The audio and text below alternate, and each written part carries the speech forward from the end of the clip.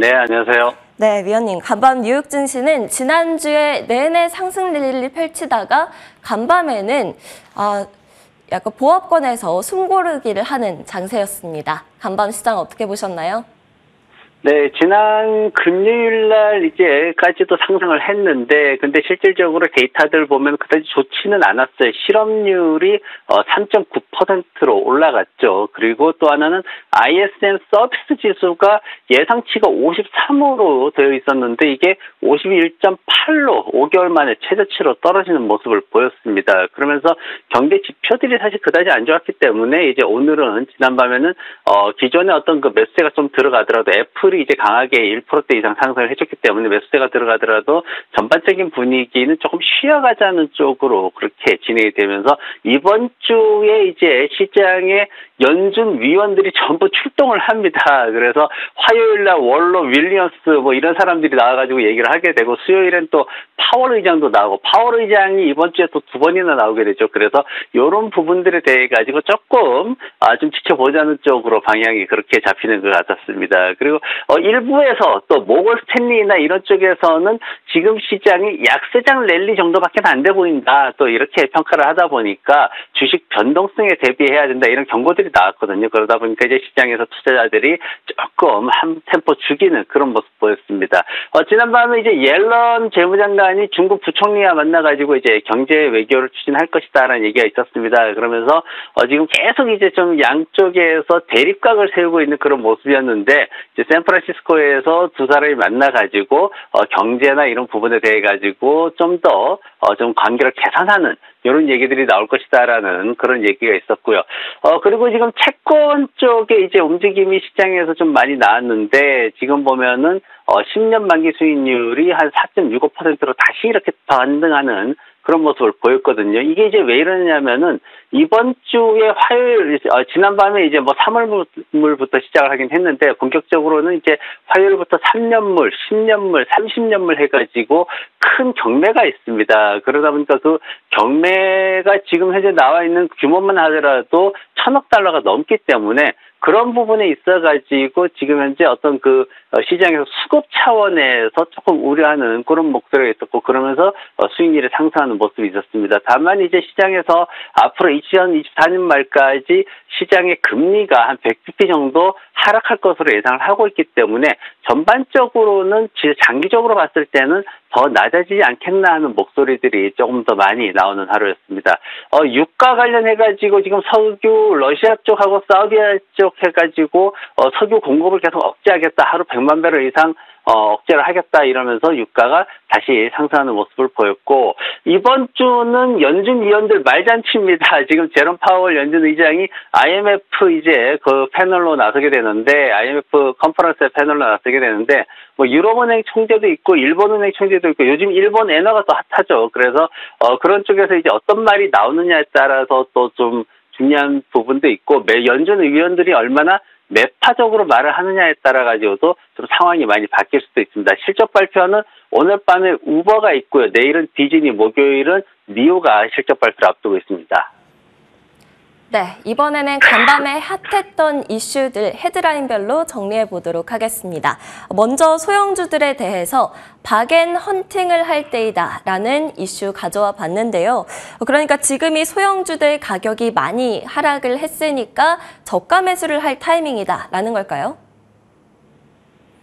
예, 그렇습니다. 소형주들에 대한 그런 얘기들을 많이 하고 있는데, 최근에 이제 소형주들이 조금 오르는 그런 모습들을 보였습니다. 그러다 보니까 이제 시장에서 많이 얘기가 나오는 거고, 실질적으로 지난 밤에도 이제 일라이릴리 같은 그 제약회사들이 한 5% 정도 상승을 보였는데, 제약주들이 올라가게 되면은 일반적으로 소형주들이 그 성장주들 중심으로 해가지고 이렇게 상승을 하게 됩니다. 거의 이제 페니 주식들을 중심으로 상승을 하게 되는데, 지금 RBC 쪽에서 이제 나온 얘기가 뭐냐면은 최근의 상황이 소형주들 상승에 되게 유리한 상황이다. 왜 그러냐면은 경기 회복이 좀 늦어지고 있다, 이런 이제 얘기를 했습니다. 그래서 지금 현재 시장이 어떤 그 지난주 금요일에 나왔던 데이터들, 이런 것들을 기반으로 해가지고 경기 회복이 조금 늦어지게 되면은 소형주들이 앞으로 더 올라올 수가 있다. 그래서 소형주들 전체 상황을 봤을 때 부채가 전체적으로 한 40%의 소형주들이 2년에서 5년 정도 만기가 걸쳐져 있기 때문에 내년에 금리 인하가 시작되면은 소형주들 입장에서는 굉장히 그 어떤 비용에 대한 부담이 줄어들 것이다. 이렇게 얘기를 하고 있고, 또 하나는 뭐냐면은 소형주들이 최근에 이제 나오는 게 어떤 종목들이 있냐면은 대표적인 종목들이 인공지능 쪽에 C3 AI가 있죠. 그리고 마리화나 쪽에 크론이라는 종목이 있습니다. 그리고 이제 바이오 쪽에 엑소라는 종목도 있고요. 세 종목들 보면은 최근에 주가가 머리를 살짝 드는 이런 모습 보이고 있고, 특히 이제 바이오 쪽의 엑소 같은 종목은 최근에 한 80%나 상승하는 그런 모습을 보였습니다. 그러다 보니까 전반적으로 시장에서 S&P 500 지수 대비해가지고 이제 러셀 2000 지수가 많이 저평가돼 있다라는 그런 어떤 비교 데이터들이 나오고 있기 때문에 이런 소형주들에 대해 가지고 계속해서 시장에서는 좀 관심을 가지고, 또 소형주들이 한 번씩 하루에 200%, 300% 이렇게 또 급등하는 그런 소형주들이 나오다 보니까 이런 이제 좀 바벨 전략의 일환이긴 합니다. 제가 이제 말씀드렸던 한 10% 정도는 바벨 전략으로 소형주 갖고 가야 된다는 얘기를 했는데, 그 바벨 전략의 일환으로 소형주들이 최근에 관심을 좀 보이고 있고, 다만 이제 소형주 투자하실 때 좀 주의하셔야 될 게 있습니다. 뭐냐면은 첫 번째가 현금 보유량을 확인을 해야 됩니다. 지금 현재 현금 보유량이 연간으로 들어가는 비용의 3배 이상 확보되어 있는 기업을 찾는 게 중요합니다. 왜냐면은 FDA 승인을 받더라도 보통 2, 3년 이상 걸리는 게 대부분이고, 그리고 신제품 개발을 하더라도 신제품이 매출로 나오기까지는 또 한 2, 3년이 걸립니다. 그래서 보통 연간 비용의 3배 이상의 현금을 확보를 해야 되고, 그리고 매출이 나오는 것보다 매출이 없는 기업들이 또 되게 많습니다. 그래서 매출보다는 신제품이 실질적으로 출하될 수 있는 가능성이 있느냐를 좀 확보를 해야 됩니다. 예를 들어서 바이오 쪽이면은 FDA 삼상 시험을 언제쯤 통과할 것이다라는 가시적인 스케줄이 나와 있어야 되고요. 그래서 그런 것들을 기반으로 저평가 종목들을 좀 골라보신다면, 지금 현재 경기가 조금 침체되는, 조금 지연되는 상황이라면은 또 굉장히 또 하나의 어떤 재밌거리로 그렇게 투자를 하실 수가 있을 것 같습니다. 네, 사실 대부분의 투자자분들께서는 빅테크주에 많이 관심을 가지고 또 투자를 하고 계실 텐데요. 이번에 또 소형주들에 대해서 저가 매수를 할 타이밍이다라는 이야기도 나오고 있으니까 관심 가져보시면 좋을 것 같습니다. 다음 이슈로는 애플워치 수입 금지라고 적혀있는 헤드라인 준비해 주셨는데요. 이 애플워치 수입 금지라고 하면 애플에 굉장히 안 좋은 소식같이 들리는데, 사실 애플 주가 간밤에는 상승을 했거든요. 어떤 이슈일까요?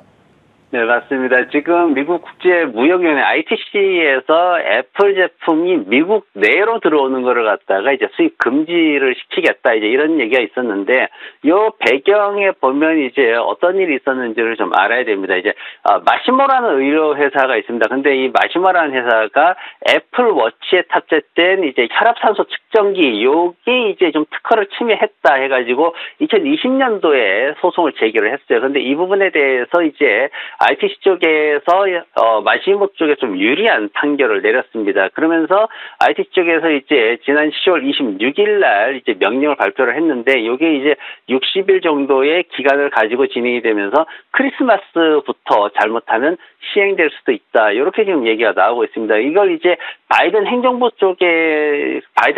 중간에서 이제 좀 승인을 해줘야 되는 그런 상황이 있는데, 이 만약에 승인이 된다 그러면은 이제 크리스마스가 애플한테는 조금 안 좋은 크리스마스가 될 수도 있습니다.